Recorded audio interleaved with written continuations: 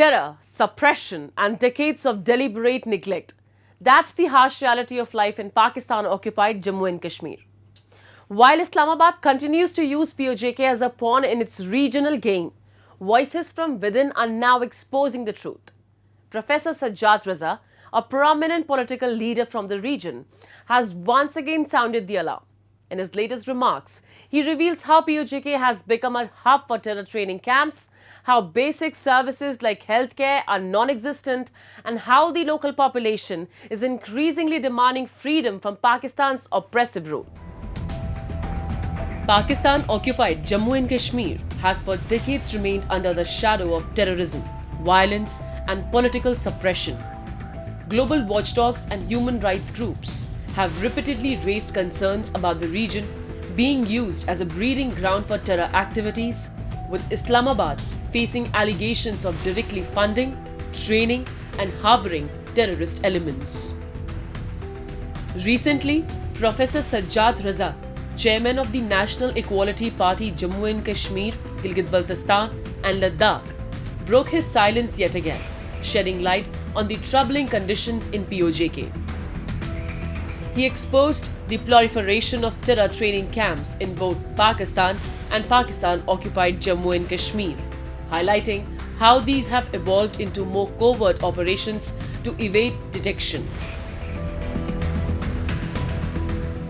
As far as Pakistan is concerned, I think almost 50% of the masjids in Pakistan, they are terrorist camps. And in POJK, there are camps at many places. These camps are now, they have taken different forms actually. They are not typically, like a common person can't understand whether there is training being given at some place or not. But there are definitely many more camps in POJK, and in Pakistan there are hundreds of camps in Pakistan where the people are trained for terrorism and then to carry out the acts of terrorism. The rampant terrorism and repression in the region have fueled resentment among the local population. Decades of neglect, exploitation and broken promises by Pakistan have left the people of POJK disillusioned. Pakistan's control over POJK has not only stifled voices for freedom but also led to severe underdevelopment. One of the most alarming aspects is the complete absence of healthcare infrastructure in these areas. There is no comparison between the facilities and development in mainland Jammu and Kashmir and Pakistani-occupied Jammu and Kashmir.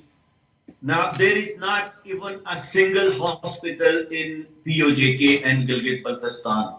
About 6.57 million people live in these areas, and there is, I repeat once again, there is not a single hospital for this 7 million population.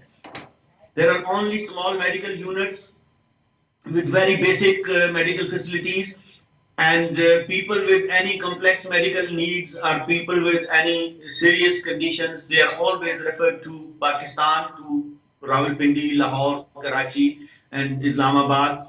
And many people pass away while traveling to Pakistani hospitals. So this is the state of affairs as far as health is concerned.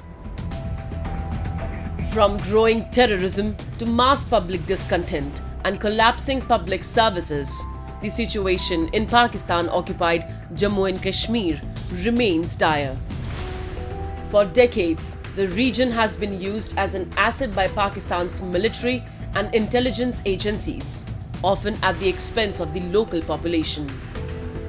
The unchecked spread of terrorism, growing cries for independence, and the absence of even the most basic public services expose a brutal truth. POJK has been sacrificed at the altar of Pakistan's strategic ambitions.